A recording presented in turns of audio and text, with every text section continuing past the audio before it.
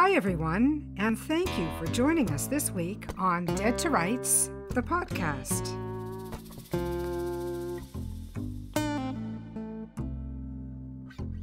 I'm your host, Donna Carrick.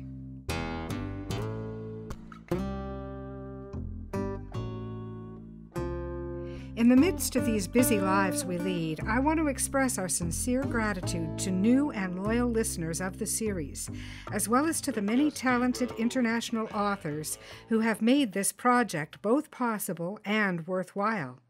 When we started this run at the beginning of 2018, we had no idea of the enthusiasm we'd find among authors and readers. It's obvious to me now that book lovers harbor a strong desire to know their favorite authors on a more meaningful level. And new writers are hungry for the insights, the tips, and encouragement that only established as well as new fellow authors can give. For me, this is the golden heart of the writing industry.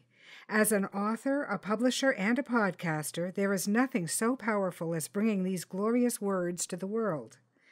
To those of you who listen, whether you enjoy the industry and crafting tips, or whether you just like hearing a great story, we hope you'll subscribe and help us reach more readers and give these fantastic writers a huge platform. Whether you're on Google Play Music Podcasts or iTunes, be sure to share some love with a starred rating and help Dead to Rights move up in the rankings. And if you can share with your friends on social media, that would sure be a help as well.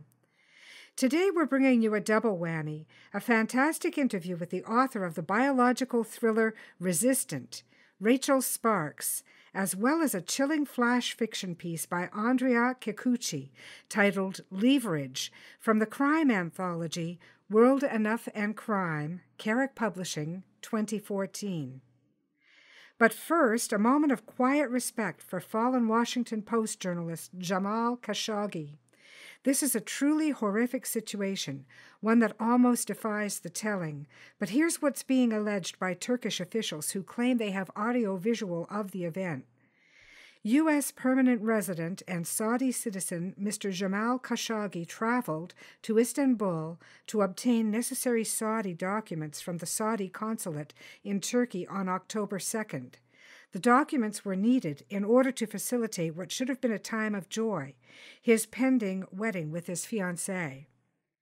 According to ABC News, he first visited the Saudi consulate in Istanbul on September 28th to obtain a document certifying that he had divorced his ex-wife so that he could marry his Turkish fiancée. But he was told he would have to return, and he arranged to come back on October 2nd. He was seen on CCTV arriving at 1:14 local time for his appointment, which was scheduled at 1:30 p.m. He had told friends that he'd been treated very warmly on his first visit, and he reassured them that he would not face problems. Despite this, he gave his fiancée 2 mobile phones and told her to call an advisor to Turkish President Recep Tayyip Erdogan if he did not come back out. She ultimately waited for more than 10 hours outside the consulate and returned the following morning when Mr. Khashoggi had still not reappeared. Now, Turkish officials are saying that within 2 hours of his arrival at the Saudi embassy, he had been interrogated, tortured, killed, and dismembered by a 15-man Saudi hit squad with ties to the Saudi crown prince Mohammed bin Salman, known as MBS, and his royal inner circle. What we know is this. 1. The initial story put out by the Saudi government is that Khashoggi left the consulate building within moments of entering it, and they had no idea where he went from there. And they were planning to back that particular story up by using a body double. This is the latest we've learned. They had a body double lined up in advance of Khashoggi's arrival, who they, I suppose, planned to have leave through the front entrance and be seen on CCTV. The next story we were told by President Trump, who had spoken that day with the Saudis' king, was that Khashoggi was most likely dead, the result of rogue killers in an operation gone bad.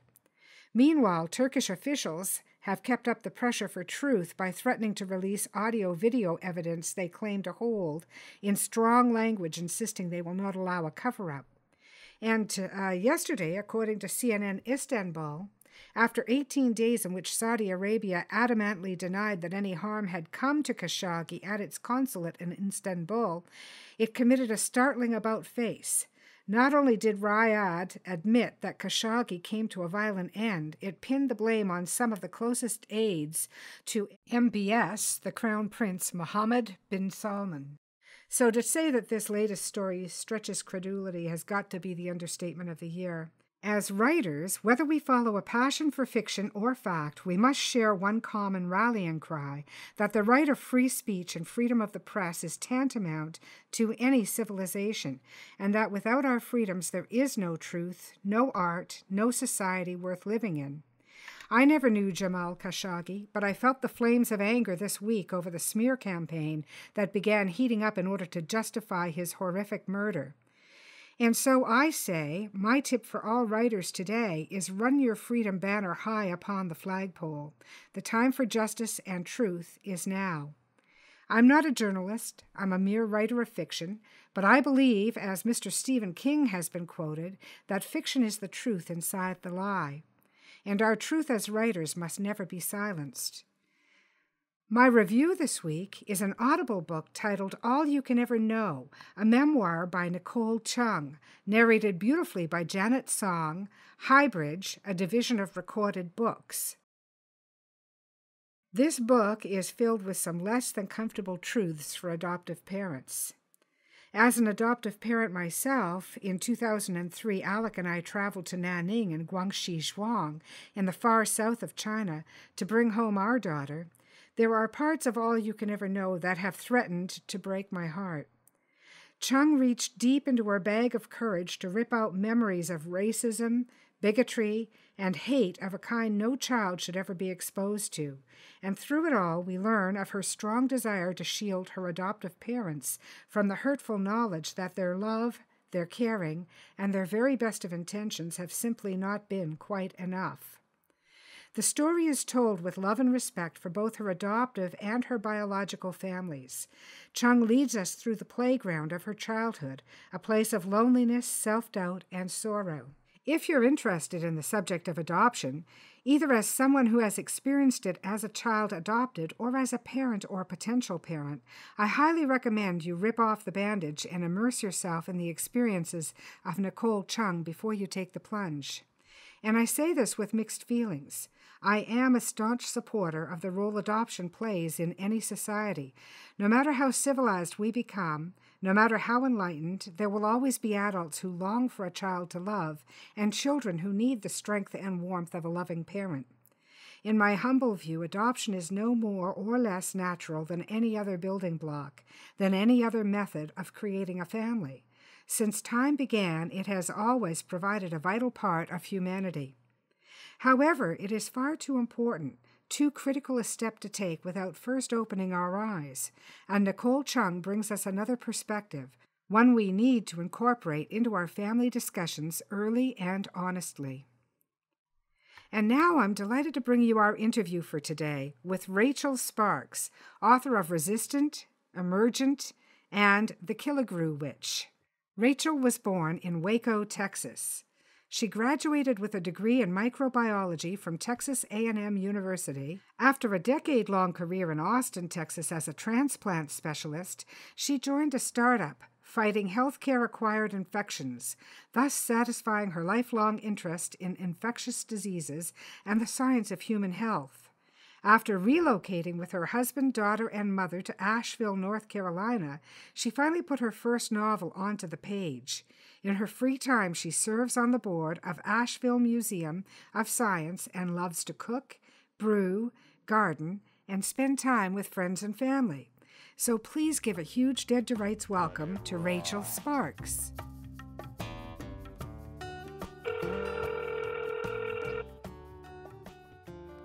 Hi, this is Rachel. Hi, Rachel. It's Donna Carrick, and welcome to Dead to Rights. How are you this morning? I'm wonderful. How are you? I'm very well, thank you. It's a beautiful day in the North Country.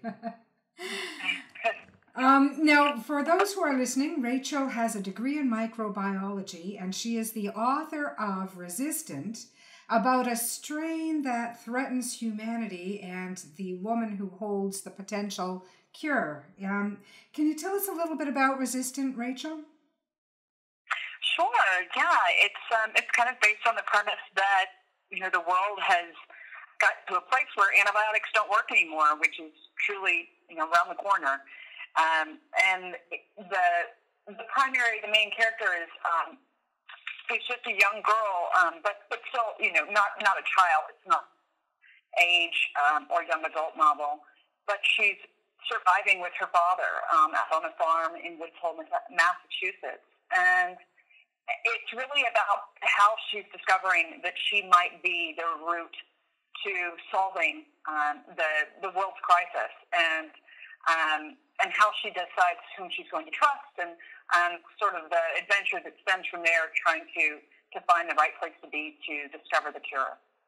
Okay. And it seems like you came to this particular branch of fiction quite naturally, being a scientist and someone who studied microbiology.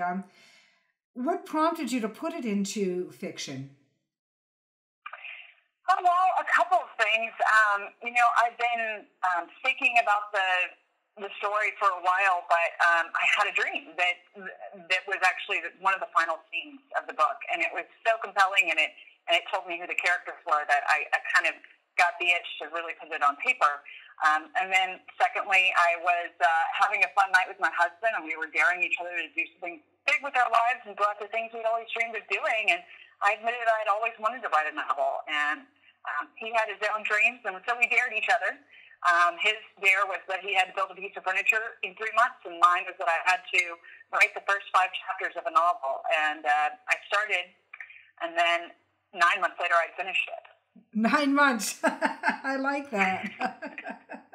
That's perfectly in keeping with the birth of any creation, isn't it? Right. That's terrific. Well, I love that. I love that you dared each other. It sounds like as a couple, you really do push each other to grow and to pursue things, and that's so important. But seeing it to completion is quite a different thing. How did you persevere through all those earlier days? Well, you mean before I'd written it, or during the writing? During the writing process, when you had no idea it was going to be published, when you had no idea that it was going to be what you wanted it to be. A lot of people give up. I think that for me, I was writing it really for myself, and that dare was both, meeting the dare that he had given me, but that dare was a personal dare to see what I was capable of, and if I was capable of what I thought. I'd always daydreamed of writing as well as the authors that I admired, and I certainly don't think I'm there yet, and I have a lot of learning and growing to do. But I think that just knowing that I was accomplishing something only for myself was a driver. Yeah, I hear that. I hear that a lot from creative people, that the only way you really can go forward is to do it for your own self and for your own love of doing it, because you don't know what the outcome's going to be, and there's so many ways to become discouraged as you go. If you're doing it for yourself, none of those discouragements will really affect you. It's so true, and you said yourself, you don't really know what it's going to become, and that was true for me. I guess I'm what I've now learned is called a pantser, not as much of a plotter. Story told itself to me more than I told it. So while I was certainly typing it, I felt like I didn't know where it was headed as I was writing it. Well, that may be true, but you also had a background and you had enough knowledge on the subject matter to be able to let that story direct itself without going too far off the rails. So would you say that's a fair statement? Yes, I guess that is true. Yeah. And I don't hold with those who say write only what you know. I absolutely don't, because I think we have to learn and grow and keep it interesting for ourselves, or else our readers are not going to be interested. On the other hand, there's certainly something to having enough basic knowledge of your subject matter to be able to carry your story. Sure. And I think that writing what you know is a really safe place to start if you're writing for the first time. Something is a larger project. Of course, I've been writing my whole life, but to take a novel on, I think it's a good place to start where you know. But what I personally believe is that there's no end to how much you can know in your lifetime. Exactly. I find that, I'm sort of autodidact, and I just adore learning new information and waste many hours of my day just reading about things that I really don't have any need to know more about, but I love learning. So I think that, writing what you know doesn't have to limit you at all. You just need to keep knowing more. Yes, that is said much better than I worded it. Thank you very much for that, Rachel, because that's exactly what I'm trying to express is, yes, write what you know, but know as much as you can about enough varied topics that you're going to keep yourself and your readers interested, and make it fun, for yourself.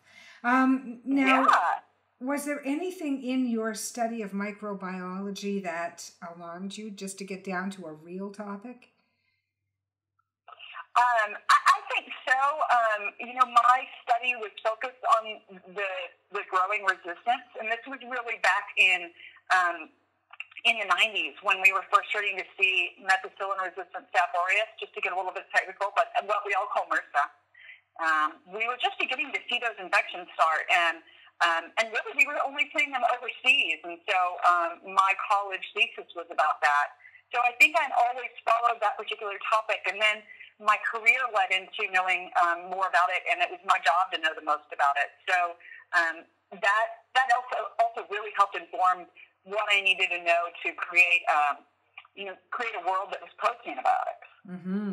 Mm-hmm. Yeah, world creating is really a big part of writing, especially when you're writing something that hasn't yet happened, or is futuristic, or is fantastical. Any of those things, you've got to create the world in which those events can occur. And world building is quite difficult. There are entire courses and workshops just on world building. Now, did you indulge in any of those types of courses or workshops to help you nail down that aspect? I'm a little ashamed to admit I didn't. I find that I think I learn a little bit better on my own rather than in course settings and in group settings. Mm-hmm. I think still am open to trying those out, but for me, my world creation was happening in my head.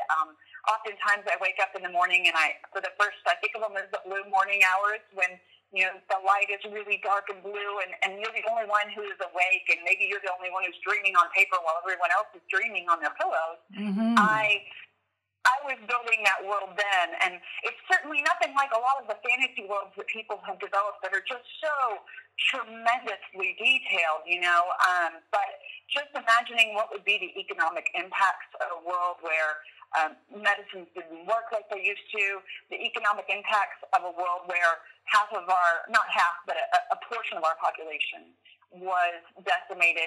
How does that really play out for actual living Americans? Because my novel was set in the U.S. How does that play out for that day-to-day life? Would our mm-hmm. infrastructure be able to maintain? Just lots of details that I would ask myself and sort of try to answer with more research. Yeah, I like your description about the world being built in your head and dreaming on paper while the rest of the world is dreaming on the pillow, because I would suspect that many writers can really relate to what you're saying there. It's kind of what we do. Can you tell us a little bit about your protagonist? I know she's a young woman who potentially holds the cure. Sure. Well, Rory is a young woman, but a grown woman who lives with her father after her mother has passed away from an infection. And they live out on a farm, so she really has to be a self-reliant, capable individual. They, you could say they live off the land, but in the world that I've imagined, there's still the kind of resources that you would need to keep teaching yourself, and she does have to do that.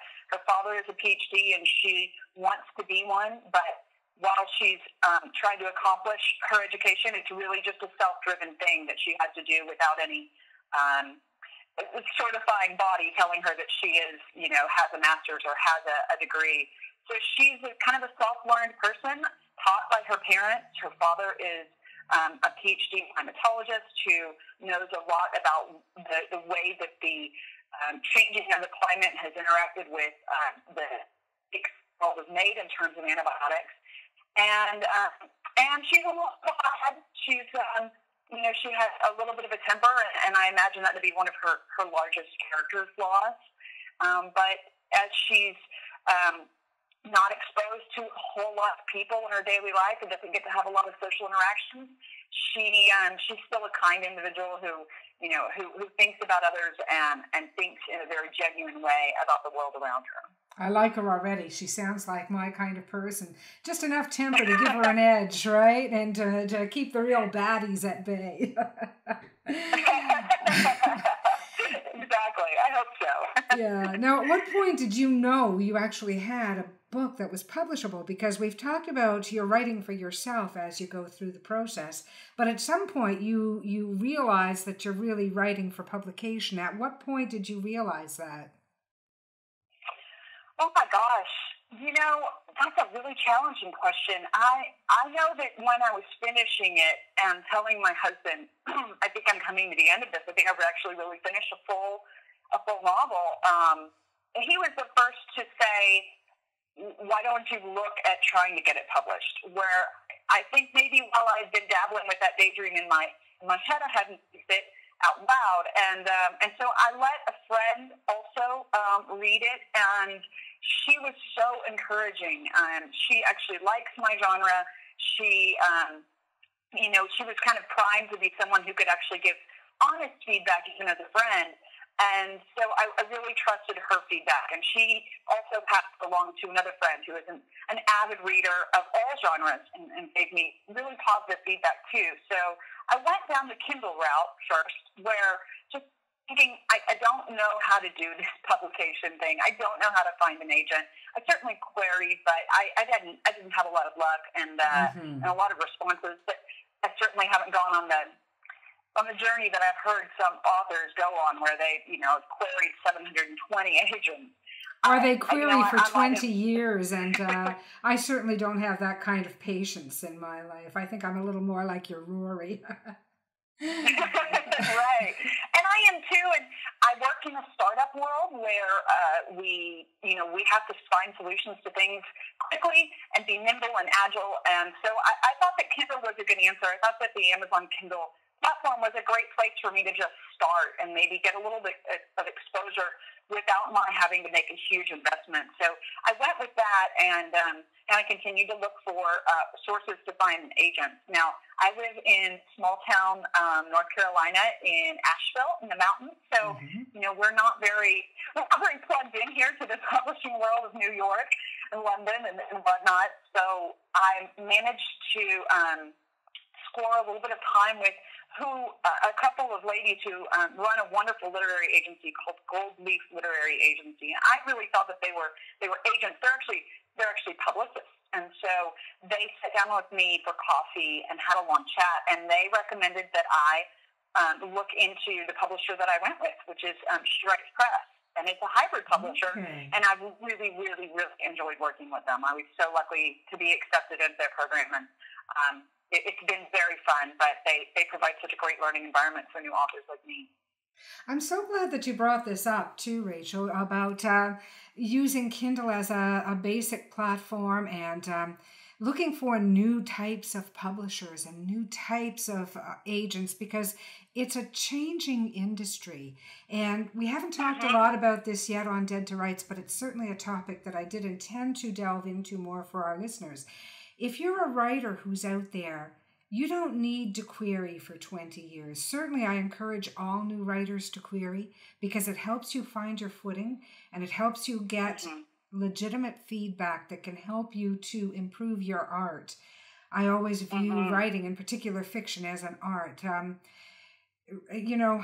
But I have a business background, much like you, and I believe in doing things and moving forward and not using the excuse of rejection to hold you back, because to me that is an excuse. The people who succeed in this world, they're rejected just as much as the rest of us, and they've just decided that they're going to do what they're going to do.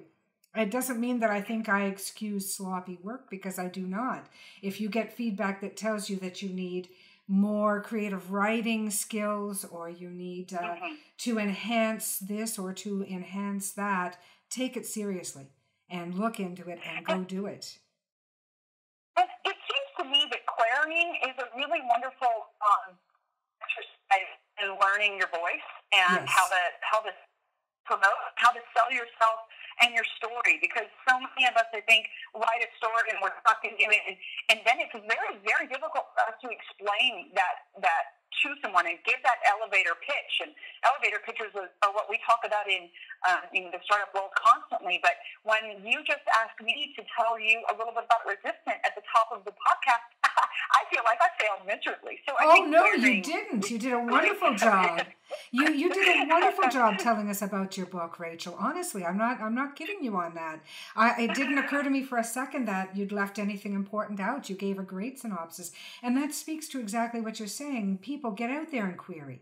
Just because I'm an independent publisher doesn't mean that I think my way is the only way. You really do need to get out and query. It's a critical step. I don't want anyone to skip it. But what I am saying is that 20 years of querying becomes an excuse to not express your work for the world. Exactly. Yeah. And I think, if I can speak a little bit about the hybrid publishing that I have become a little bit more, knowledgeable about, it's that I think of it as a next step of evolution of the way that the publishing business may work. And as you said, the business, if you look at the way that a lot of startups work, not all of them are working great. Not the whole program as a whole, but the whole environment isn't always working perfectly. But they embrace trying new things and failing as a form of learning. And so I think that looking at the different types of new publication pathways out there is really worth it. The thing about hybrid publishing, She Writes Press and Spark Press, which are both partnered, and now I'm under the Spark Press imprint, is that they have, they do have a screening process up front. They are not looking for just anybody to publish, and they're not a vanity publisher. Mm-hmm. They are seeking to publish things that people will really, really, really enjoy and buy. They are also aligned with Ingram, so you still get this wonderful benefit of the same sales force and sales network out there getting into all the stores that you could hope to be in. And then on the back end, they're really a very professional publication system. With you have editors, you have publicists, you have a publisher who's guiding you through it. And I think that there is it's a smaller one. So I think the lovely thing about that is I've really gotten to know their team, and I get to work with them closely and not feel like I'm held at arm's length. Yeah. And to the people who slam independent or small press as vanity publishing, let me say this. There certainly is such a thing as vanity publishing. I would never deny that. And I am a huge advocate of create the best art that you can as an artist, as a writer. Whatever your genre is, create the best you can, polish it the best you can, market it the best you can, publish it the best you can.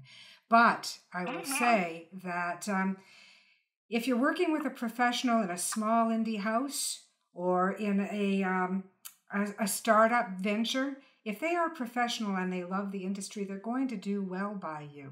You're not going to have to feel that your work is vanity published.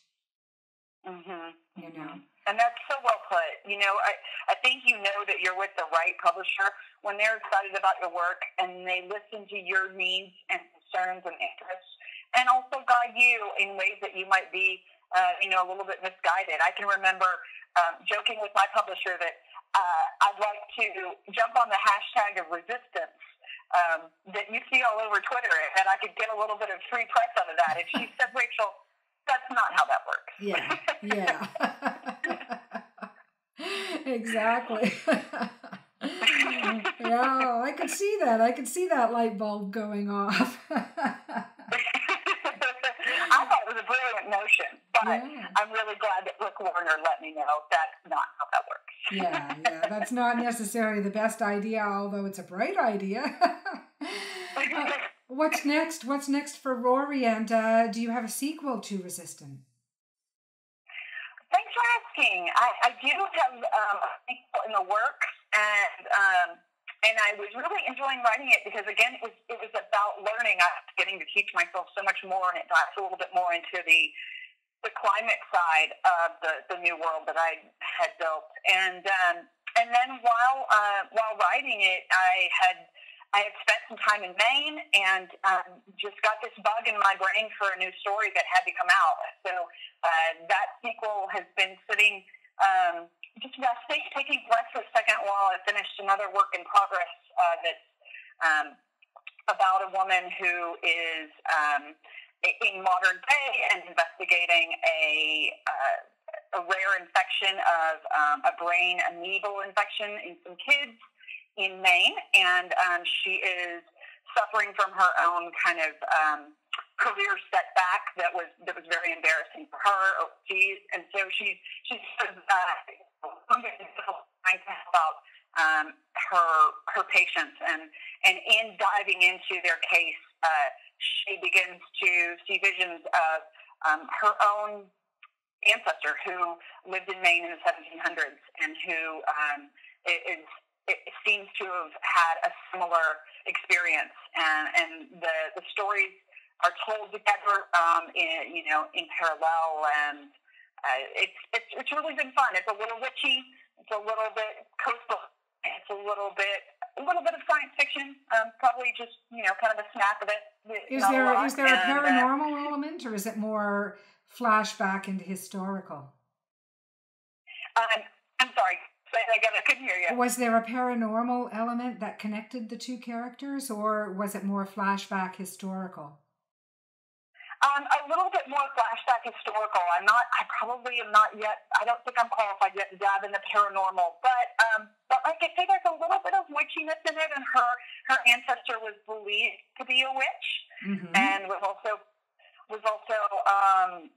part Native American, and so there's a little bit of that suggestion that maybe that's what's connecting them, is that spirituality and that ability to sort of reach across the ages and see through other people's eyes.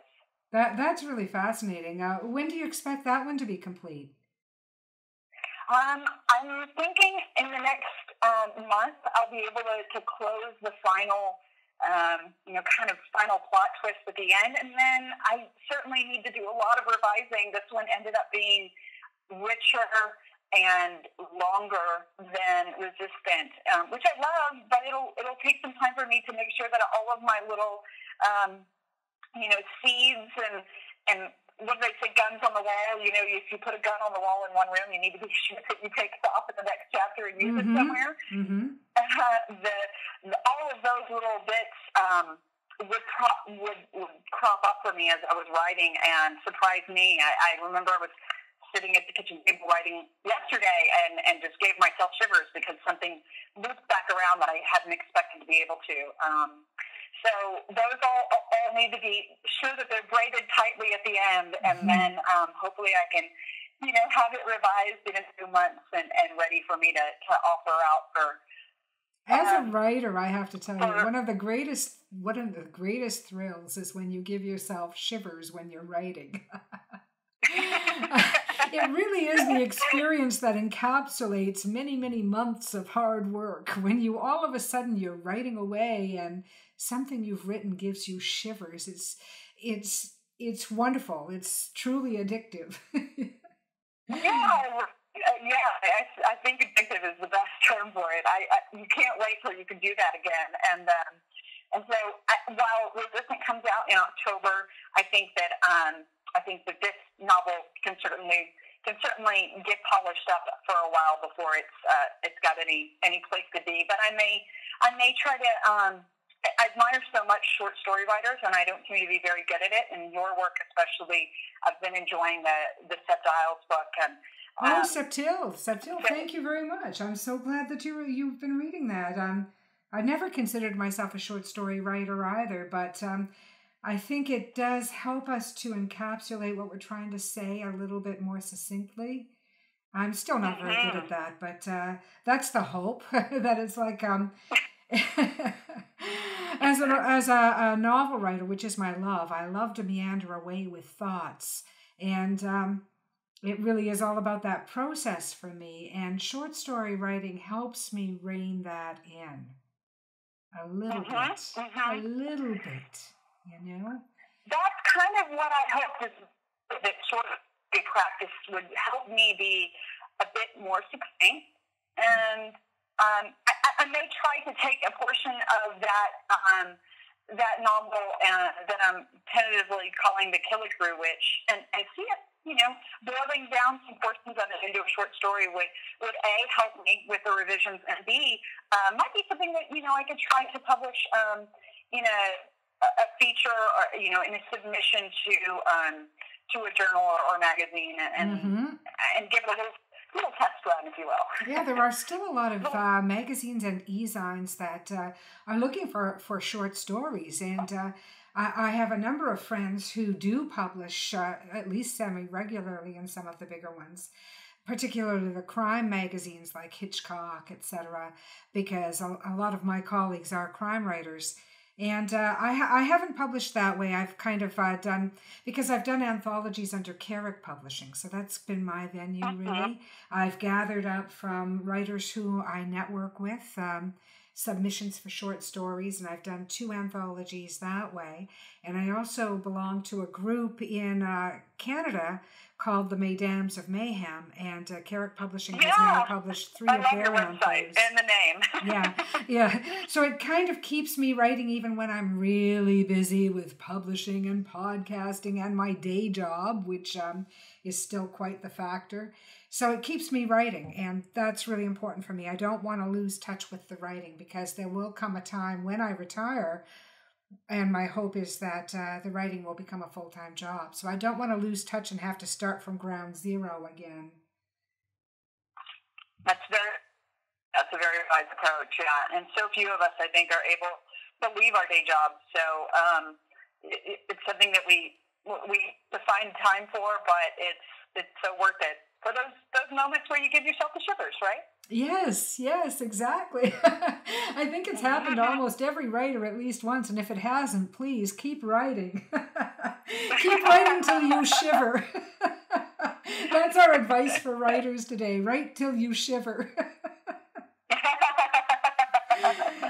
Exactly. Well, thank you very much, Rachel. I really appreciate you coming on and sharing your novel, Resistant, which listeners, you can find on Amazon. And also, Rachel, please tell our listeners where they can find you online.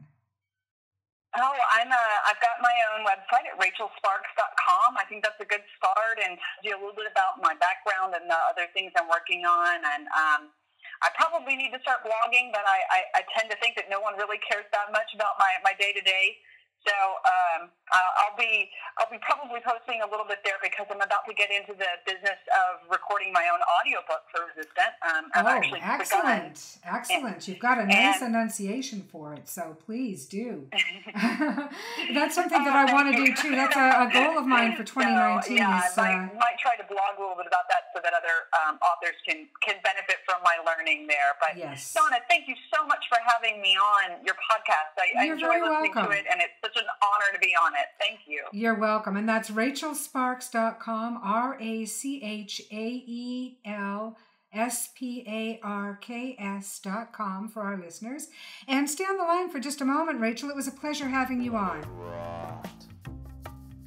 I want to thank Rachel Sparks for joining us today on Dead to Rights, the podcast. Our story today is a flash piece by Andrea Kikuchi that first appeared in World Enough and Crime, Carrick Publishing 2014, titled Leverage. Andrea lives in St. John, New Brunswick, with her husband and 2 children. Her stories have been published in the Tokyo Notice Board, Broken Jaw Press, and most recently Hard Times in the Maritimes.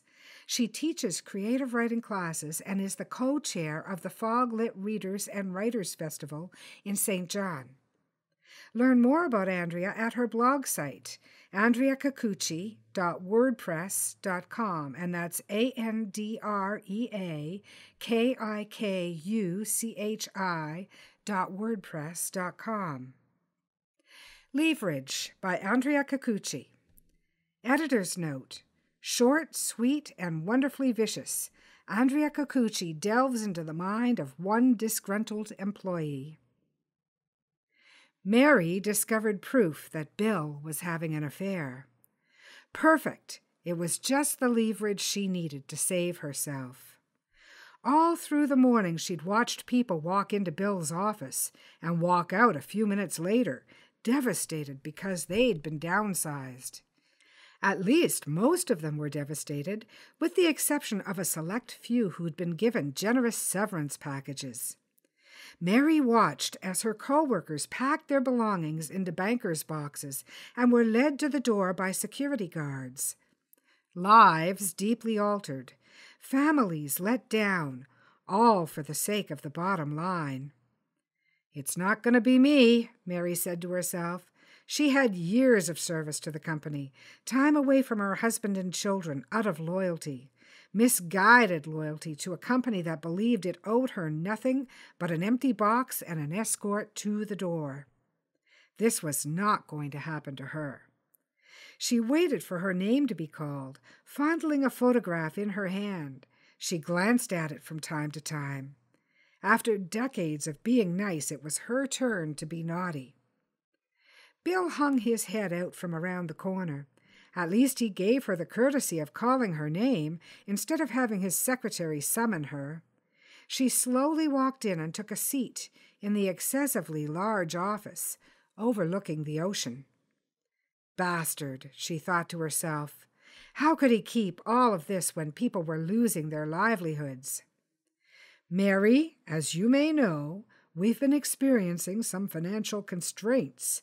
Unfortunately, we can't keep everyone, and I know that you have a number of years of service here." Mary's mind wandered. She heard only bits and pieces of what Bill was saying. Hard work hasn't gone unnoticed, blah, blah, blah. It wasn't until he said, "We have to let you go," that she started paying attention. "Interesting," she said. "Interesting?" Mary placed the picture on his desk. It showed Bill and Judy, one of the accountants, at the staff Christmas party. There wasn't any mistletoe in the picture, but he and Judy were being extremely festive. "Interesting," she repeated. Bill was mortified. "Where did you get this?" "Doesn't matter," she said. "What do you mean it doesn't matter?" "Where I found this doesn't matter. What it means is what matters. It means I'm not going anywhere, Bill. In fact, I really like the view from this office." And that has been Leverage by Canadian author Andrea Kikuchi, as featured in World Enough and Crime, an anthology of crime stories, Carrick Publishing, 2014. Are you a published author? Would you like to be profiled on Dead to Rights, the podcast? We'll soon be looking to fill slots for 2019 weekly features, and we'd love to hear from you at carrickpublishing@rogers.com. Be sure to say Dead to Rights interview in the subject line. Do you have a question for any of our featured authors regarding the book business? Do you have a theme or a topic you'd like us to address? We love hearing from readers and writers alike. You can touch base with us at deadtorights.ca, on Facebook under Dead to Rights, or on Twitter at Dead to Rights Pod. Of course, you can always find me, Donna Carrick, on Facebook under my personal page or as Carrick Publishing. We're also tweetable at Donna_Carrick or at Alex_Carrick or at Carrick Pub. If you have questions related to the book industry for any of our authors, don't hesitate to reach out through our online forums. Be sure to join us next week when we'll bring you our interview with Alison Bruce, author of Ghostwriter. Reading will be Family Values by Sylvia Maltash-Warsh from 13 by the Mesdames of Mayhem. And that was Carrick Publishing 2013. Thanks for joining us. See you next week.